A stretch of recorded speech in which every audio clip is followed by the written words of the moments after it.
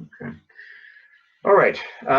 We're going to start looking at Psalm 121.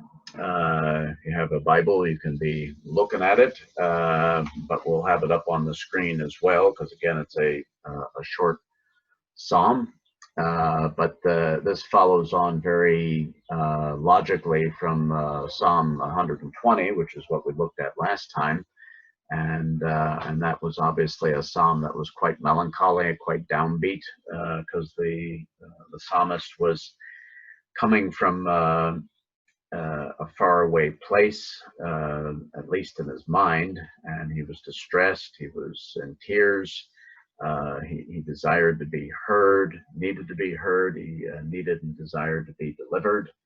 And so we looked at just how that particular person was and his state of affairs, and so there was quite a lot about him and how he felt, and the amount that we saw in terms of the character of God was actually quite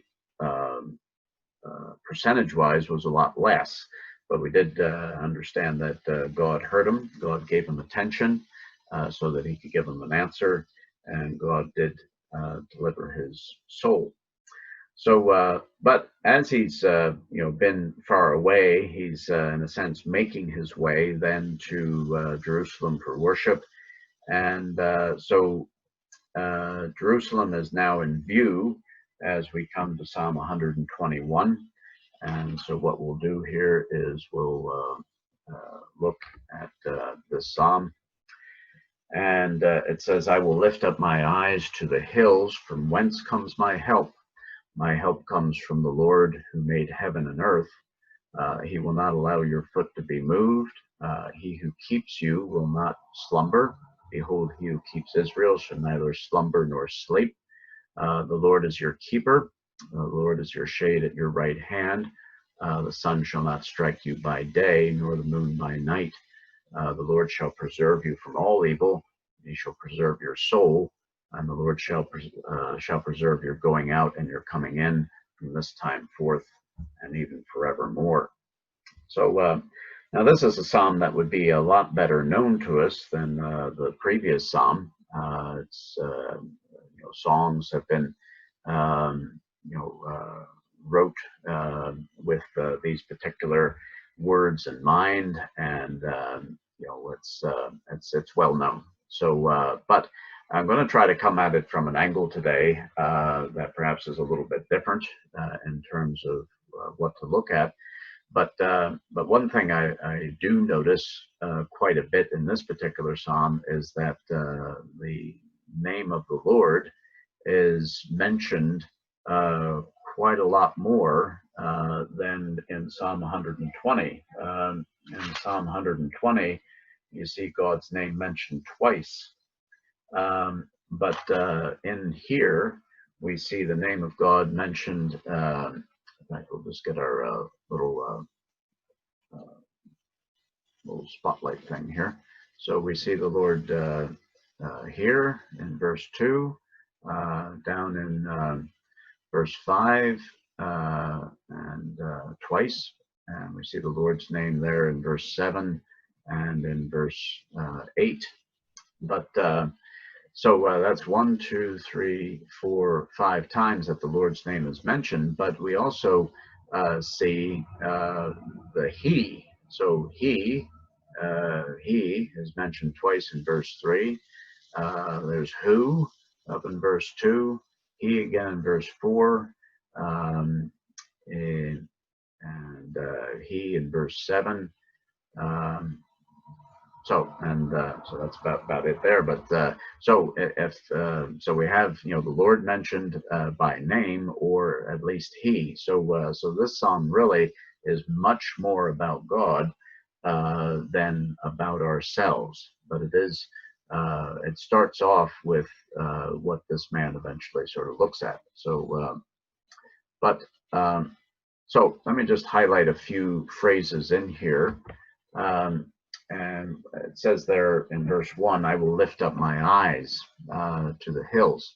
So really, this is the one and only thing in terms of what the writer of the psalm is doing. And this particular psalm is anonymous. It is not attributed to any particular author. But if it was indeed Hezekiah, then he would have been told by the Rabshakeh, who again was the chief of staff of Sennacherib. Don't bother with God. God's not going to tell you anything. God's not going to help you. God's not going to deliver you.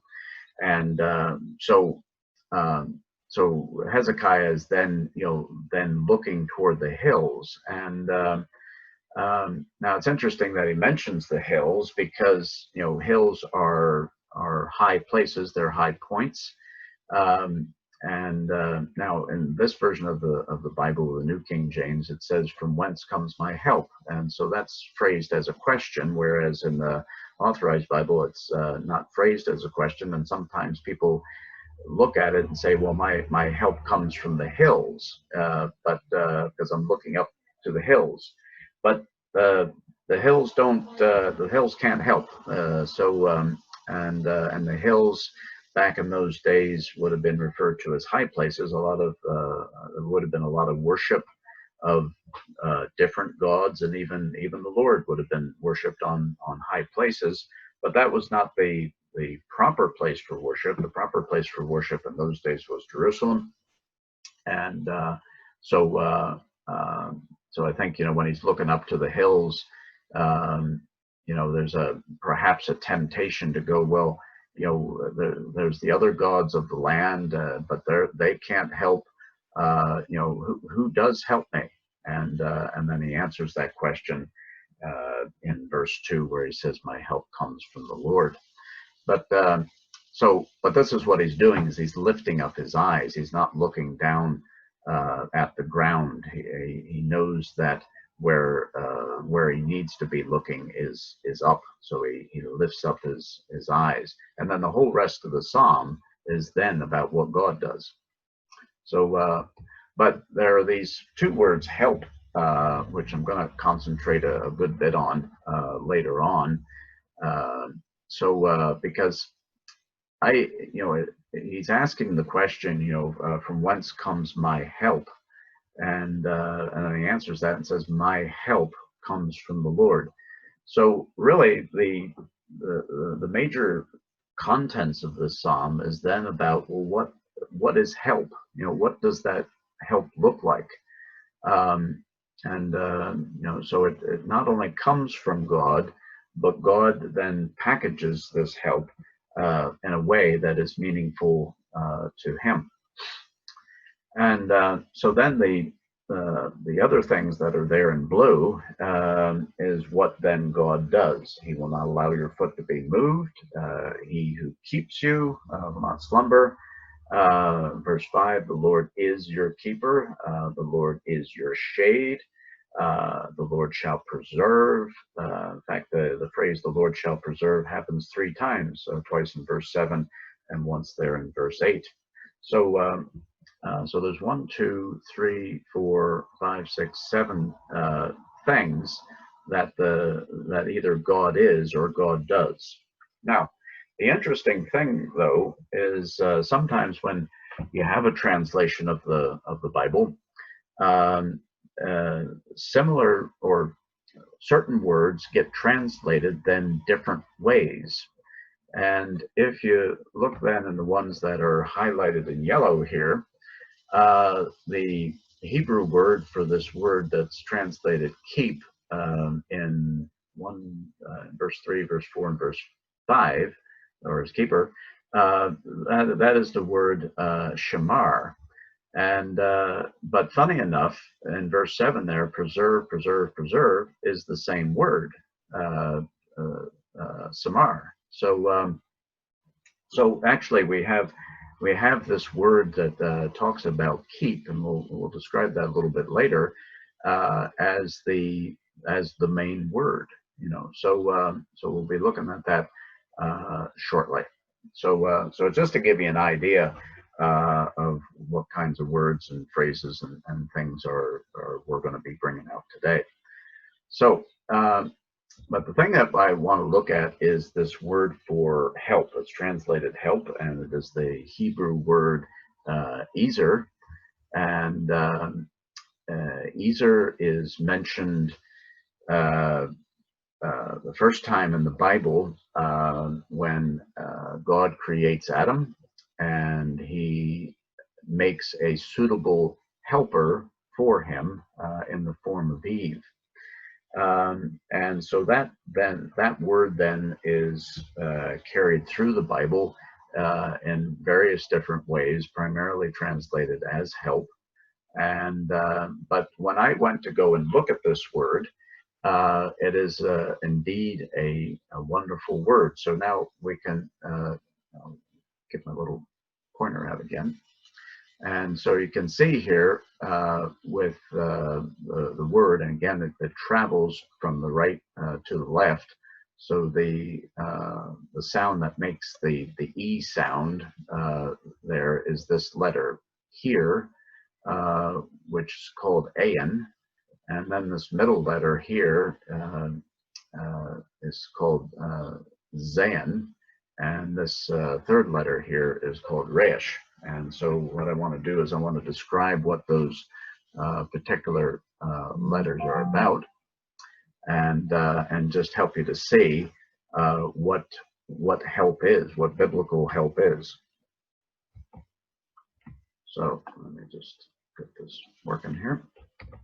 Okay, so the first letter, it looks a bit like a Y with a couple of dots on the bottom of it. Now the dots are things that were invented by the Jews a lot later on in their writing system to help in the pronunciation of their words. So they weren't part of their original language structure, but they had little dots and dashes and things that looked a bit like T's and so on, but these little dots that were seen below the letters, they were referred to as vowel pointers, and that just helped you to pronounce the word properly.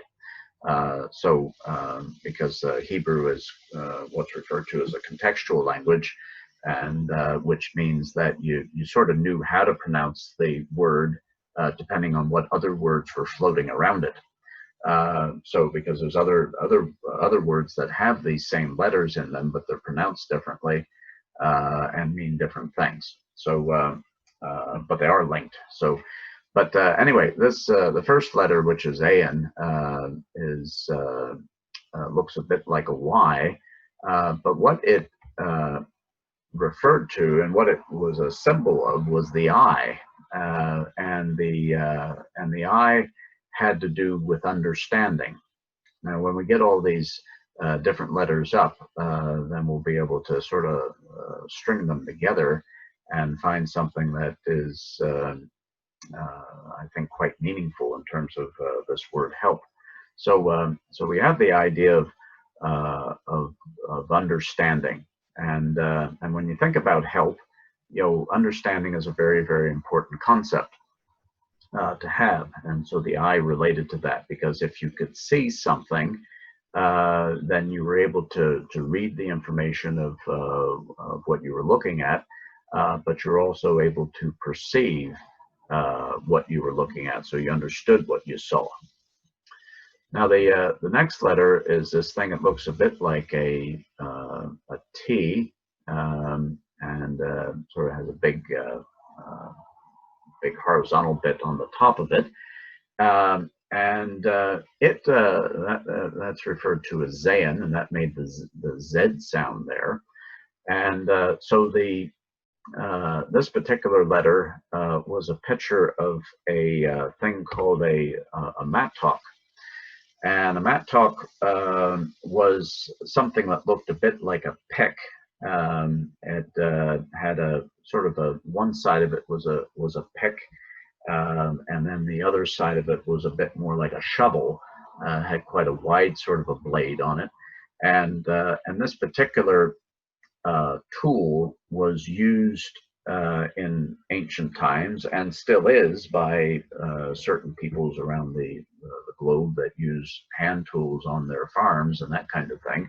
And those of us that come from farming backgrounds uh, may know about this particular tool because it is available. You know, you can go down to a farm shop and go and buy one. You know, so so these things have been around for thousands and thousands of years, and basically what they were used for was to get into areas of the field that were really, for the most part, inaccessible by your main plowing tool. You know, so if you had a plow, you know, hitched to the back of an ox or the horse or you know, some sort of other animal, you know, that you would have used in order to, you know, break up the ground, plant your seed, and therefore get growth. But the mattock was used in the areas of the field that were not quite as easily accessible to the plow. So by hand you would have gone up, because every aspect of the field, every part of the field was important. So they would have taken this tool and broke up the hard ground, and then planted seed in there, you know, after they had broken it up. But so basically it was a tool. So that's what I have there in the brackets. But the Jews understood this particular letter to have two different meanings, and two related meanings, and that was struggle and sustenance. And because before you could get growth from your field, you had to struggle with it. You had to break it up.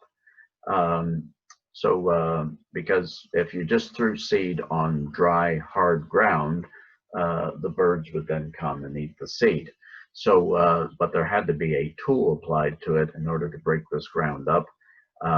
And once it was broken up, then you could plant your seed and get growth, hence sustenance. So, so we have understanding, we have a tool, and then the last letter, which is called Reish, which it looks like a bit of a backwards R, kind of rounded off, or some sort of a rounded looking 7. It was a picture of a man's head, and it had much to do with the mind, or things of first importance. So now, when you take these things and string them together, you really have the picture of what a counselor would do, or a man who is skilled in pastoral work, or something like this. Because now Dinah would know about this book by Egan, who's that writes about help and how to help people. So, and really, this is what this is about. So, because in order to help somebody, they first of all have to have understanding of what they're trying to help with, and then they would have a tool, which sometimes can be painful, because it is then breaking up ground in that particular person that may be hard to get to, but it needs to be got at, and sometimes that breaking up is painful, and that's why the Jews looked at it as a bit of a struggle. But the tool was for their good, because what it would bring out would bring about growth. So and then having to do with a man's head, having to do with the mind, or first importance. You know, you don't help somebody, you know, with something that they don't need help with. So, you know, if I, you know, the proverbial sort of example of helping the old lady across the road, you know, because she wants to get across the road, but because she's infirm or whatever, you know, you take her by the arm or the hand or whatever, and you lead her across the road. That, you know, that's helping her, because that's important to her, and you understand that that's what she needs to do. But if you went up to the woman and she's saying, I need somebody to take me across the road, and then you stand there and start reading the paper to her or something like that, well, that's not important to her. That's of no consequence. So that's not helping her. So really, the man's head image here is really talking about, well, what's of importance.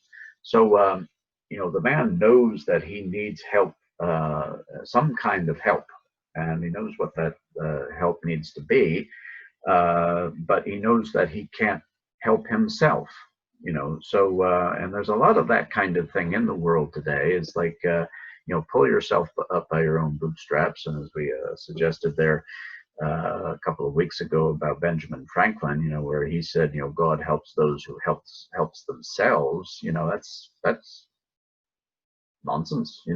Because people can't, they may understand where they're at, but they can't apply an external tool to themselves to sort themselves out or help themselves. So God needs to be the one to do this. So because what that says there in verse 2 is, my help comes from the Lord. So this is personal help, but it has to come from God.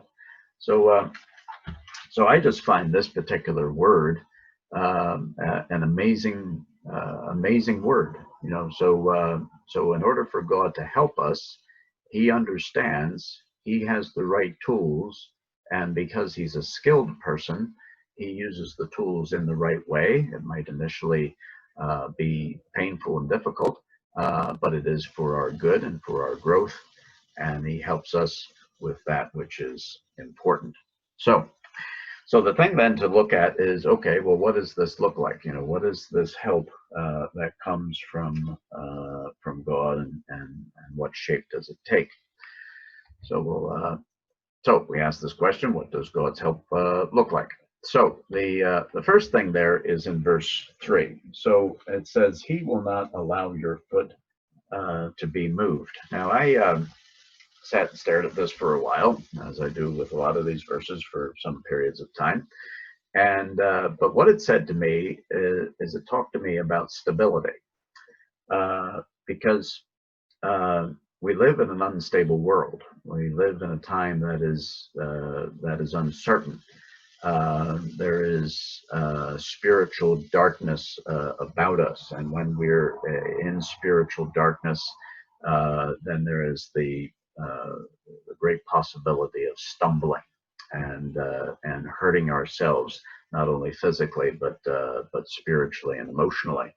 So the first thing that God helps us with is he brings stability. Because if we're not stable, then the next forms of help really won't help. So we need to stop the boat from rocking. We need to get into calm waters. Otherwise, it's just it's very, very hard, very difficult. I remember my father-in-law one time was trying to work at a pipe that was coming out of her house in order to fit another section on the pipe, but there was a bit of a leak in the pipe, so that there was this little bit of water that was coming down the pipe, and he was trying to what we would say in America is solder, but you all say solder. Solder a bit of pipe to it. But because there was this water coming, it was cooling the pipe off, and the solder wouldn't take. So it was an unstable situation. And I remember him just trying to do this, and he says, "I can't do this. I can't work at this because there's a situation that is untenable. It's unstable. It won't work." So the first thing that God has to do is basically, stop the interference, stop the unstable things from coming along. So and it's the same with when I'm working with people with the drink problems and that kind of thing. You really can't talk to people about the whys and wherefores of drinking when they're in the midst of drinking. So It just you need to physically shut it down. First of all, you need to detox and all that kind of stuff. And once you do that, then you can start talking about the other areas of why and wherefore and so on. So it's interesting that the first thing that is mentioned here, will not allow your foot to be moved, really does talk about stability. So God's order of help here is very, very well structured. It's to get you to stand still, get you to be on solid ground, because God knows that the ground that we stand on in these days is pretty shaky at best. Now, also in verse 3, it says, "He who keeps you will not stumble, or not slumber. Behold, he who keeps Israel will neither slumber nor sleep." So, and when I sat and sort of thought about this, now this is the first time we see the word for that's translated "keep," which again is that same word that's used about 6 times in the Bible in this particular psalm, and that word "keep" is first used in the book of Genesis in regard to Adam keeping the garden. So there's this idea that there's an engagement with the place where you live, and God gave him responsibility. He gave him responsibility to not only be in the garden, but to name the animals, work things out, be there, take an interest in whatever. So Adam was engaged with the thing, but Adam being Adam, and man being man unfortunately tires and sometimes loses interest in things, and then things start to go to pot. And it's like if you're going to work at your garden and keep the weeds down, that takes work to do that. Otherwise, the weeds will just grow. So, but God is always paying attention, and we saw that there in Psalm 120, where it says, "In my distress I cried to the Lord, and He heard me." That word for "heard" was the idea of paying attention, and paying attention so that God could give an answer.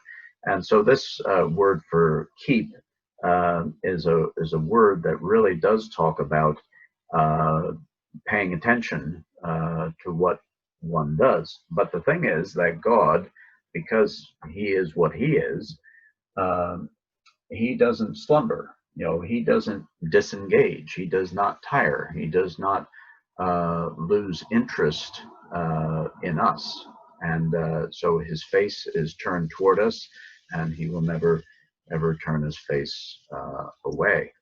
So it's interesting that this kind of comes after stability, because the first thing that help needs to look like is, right, we need to be standing on stable ground here.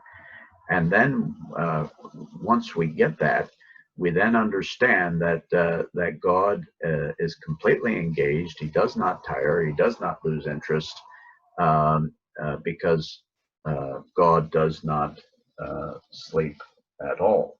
So now, in verse 5, it says, "The Lord is your keeper. The Lord is your shade at your right hand. The sun shall not strike you by day, nor the moon by night." Now, verse 5 has 2 things about God. He has about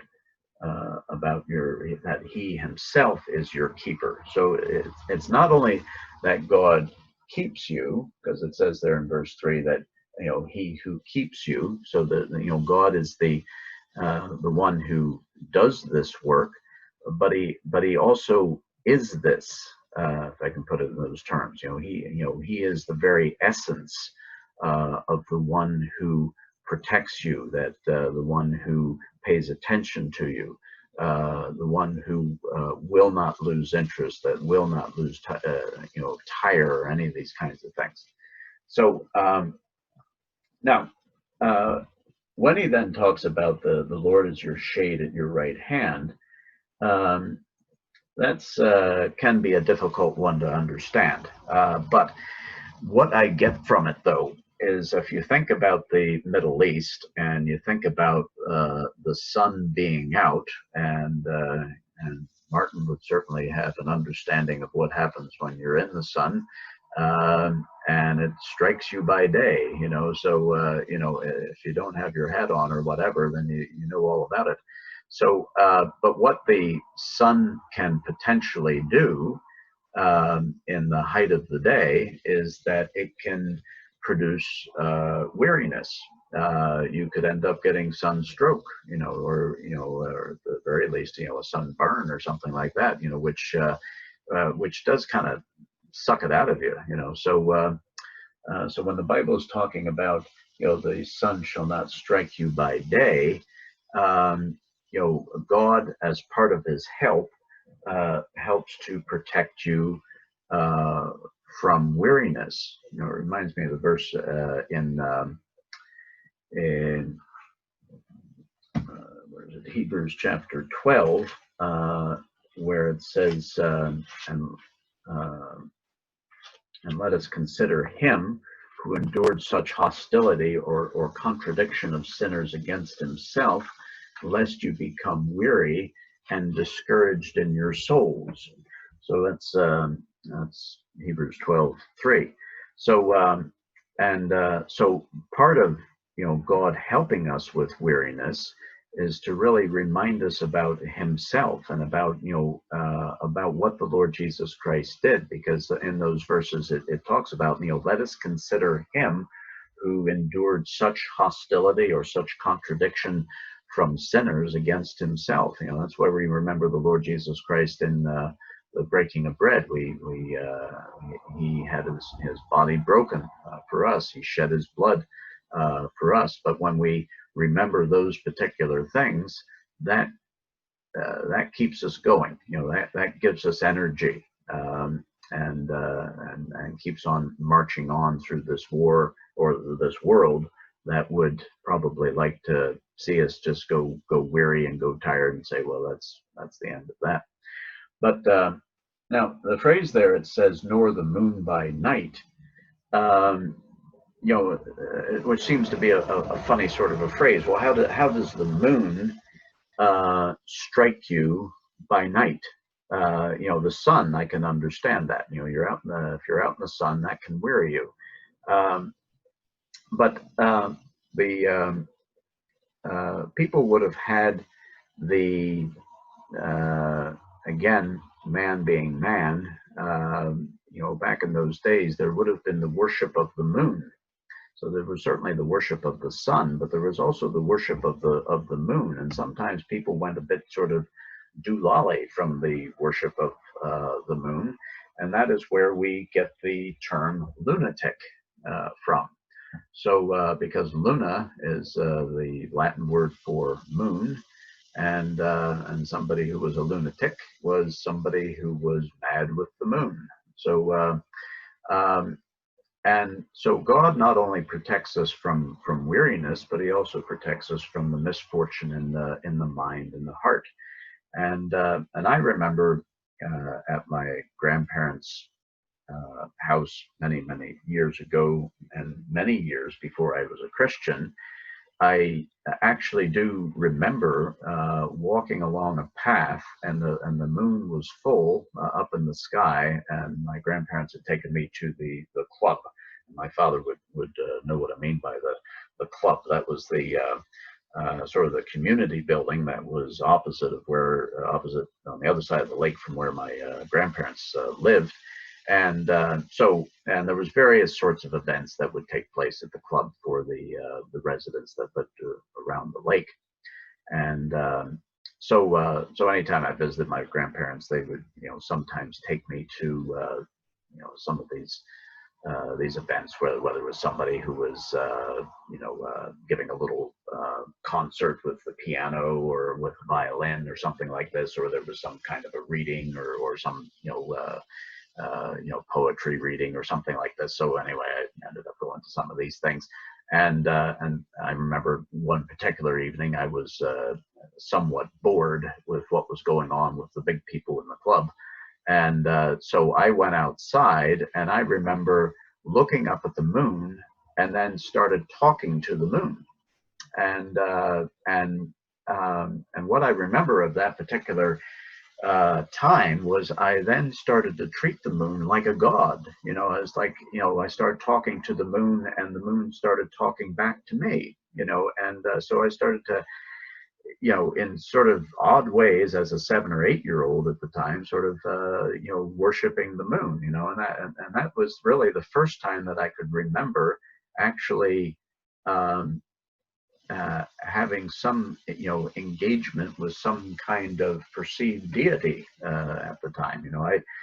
Later on, I would have then, basically classed myself as an atheist because there was a guy at my school that said he didn't believe in God, and I said, well, that makes sense to me. I'll join you in that. So I then chose to say, well, all we did was come from monkeys, sure, and we. And there was only one kid in my class that actually went to church, and I really didn't understand any of that, and everybody else didn't go to church or whatever that was about. So, I then chose to not believe in God, and many of you have heard my testimony in the past. But then it was in 1977, not long after my parents then started to go to church, and my dad then professed faith at the end of June in a church in Virginia. I thought it was crazy. I thought it was nuts. And but it wasn't long after that God got a hold of my attention, and then I became a Christian. But I guess I was a bit of a lunatic because I was worshiping the moon as a 7 or 8 year old back up in Highland Lakes in New Jersey. So, but what God says here is He is your shade at your right hand. The right hand represents that which we find important, and but God covers that. God says, "Look, you're going to be, demented and wearied by things, either by the sun, in terms of sapping energy out of you, or you're going to be." Looking to things in the wrong way, and it's going to send you down a bad sort of a road. So, and that's why I sort of label this as misfortune in the mind and in the heart. So, but God protects from that. So, so we have stability. We have God who is always engaged, doesn't tire, doesn't lose heart, and He protects from weariness and misfortune in the mind and heart. The next thing here is these three preservations, and so we have in verse 7: the Lord shall preserve you from all evil. So God knows that there is a spiritual forces of wickedness, and also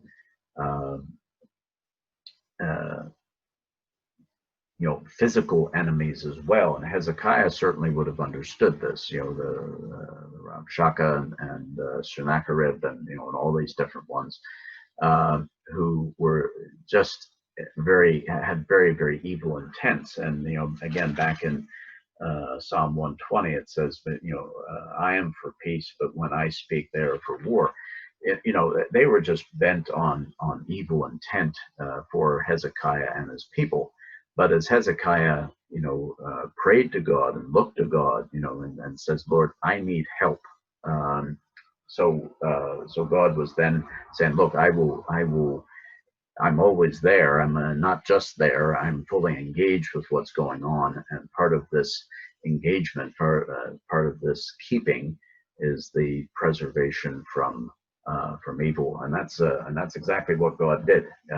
As if you go back in those chapters in chapter 18 of Second Chronicles, or chapter 32 of, Second Kings, and then chapter 32 of Second Chronicles, And then in Isaiah, you see some of the prayers there of Hezekiah as he just completely relies upon God, and then God does preserve him from evil as he sends the angel out to slay 185,000 men in a single evening. So, and then the next thing is the preservation of your soul, because he says there, he shall preserve your soul. So again, this word preserve here is the same word for keep, which is to surround you, watch over you, and all these things. And so it's not only about your soul. You know, your soul is the core you. It is who you are.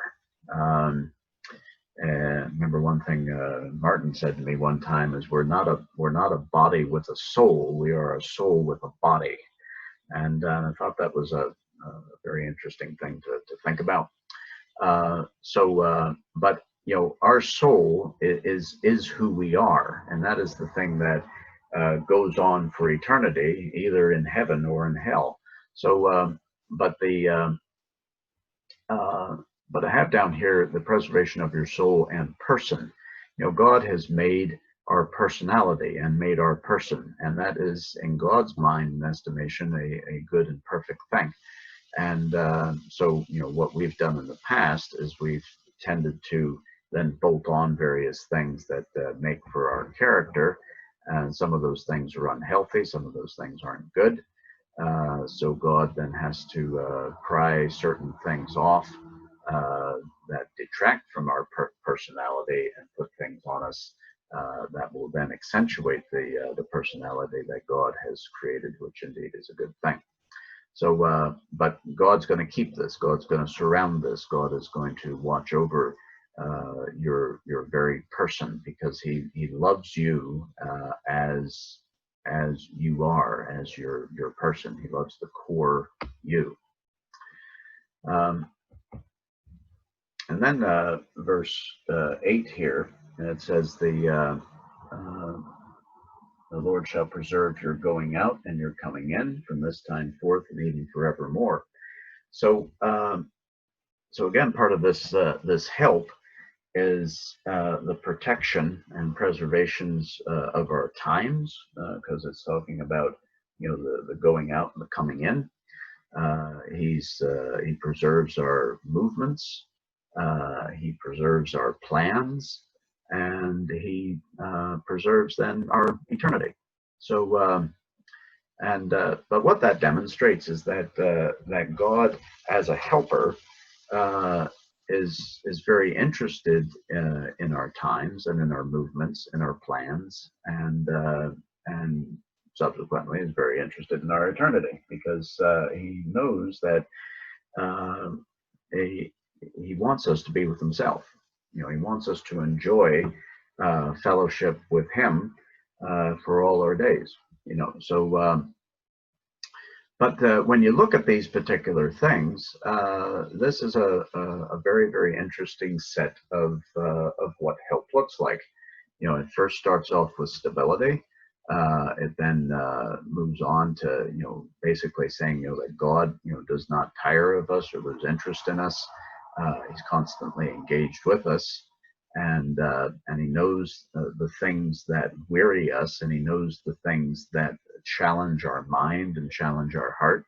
So he then helps us with those things, and he uses those tools of God's trade, as it were, in order to sort those things out. He knows that there is evil people about us that want to challenge us both physically, emotionally, and spiritually. So God is able to stand with us in those things. He doesn't scamper off at any particular time and go, you know, sorry, I need to, you know, leave. I was talking with guy there the other day, and and because there was a certain situation that took place earlier in the day, I got a phone call, and I had to, deal with that. And unfortunately, I had to sort of deal with that in front of the guy, which wasn't the best thing to do. But it was one of these, if I didn't take the call, something, bad could have taken place. But I ended up saying, look, can I ring you back, in an hour's time? And that's because I can't be in two places at once. I can't engage with two people really at the same time. I've tried this. I've tried to do multitasking, where you're sort of doing multiple things at the same time. Women might have a better chance of doing that than men, but anyway, but it's a hard thing to do. But God can be completely engaged with everybody all at the same time. Why? Because He's God. So, but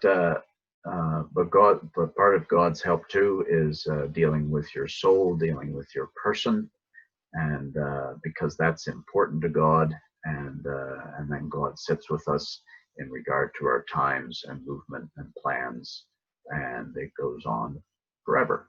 So God's help is always there. God's help is not just part-time. It doesn't just kind of come and go whenever.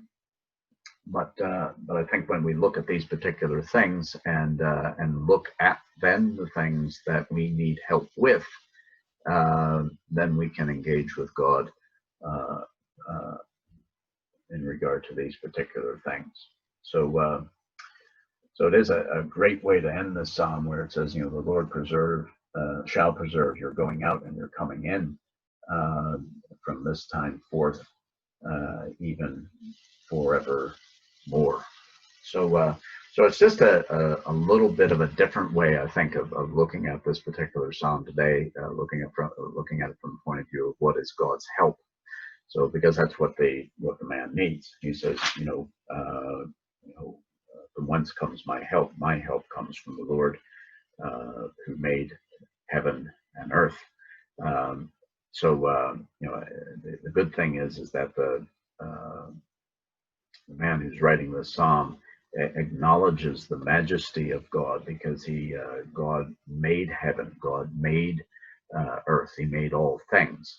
Whereas the other gods of the time were regional gods, and the gods of Egypt were different from the gods of Canaan, were different from the gods of Assyria, and different from the gods of Babylon, and so there was all kinds of different sorts of deities and so on and so forth, and some had greater influence than others, but really at the end of the day they had no influence at all. Why? Because they were false. They were false gods. And if Hezekiah was the one who wrote this particular psalm, then he would have said, no, my help comes from the Lord. He's the one that made heaven and earth. He is the one that is sovereign. He is the one that is in charge of all things. He's not one of these other sort of regional deities. So that's what we have today. So we've finished up just a little bit earlier. And then what we'll be looking at next Friday then is Psalm 122, which is finally getting up to Jerusalem. So this is the victory. If you remember when we were talking about the trilogies, the first psalm in the trilogy of this particular set was about despair, and a very downside of things. Where are we going to go with this? And the psalm that we were looking at today, 121, was about faith. It was about that transition. I need help, and I'm going to trust God with this because my help comes from the Lord. And then in Psalm 122 is this song of victory, where, and this is written by David, where he says there in verse 1 and 2, I was glad when they said to me, let us go into the house of the Lord. Our feet have been standing within your gates, O Jerusalem. And so now they're there for worship, and they're in God's presence, and it's a very exciting time. So that's what we'll be looking at the next time here. So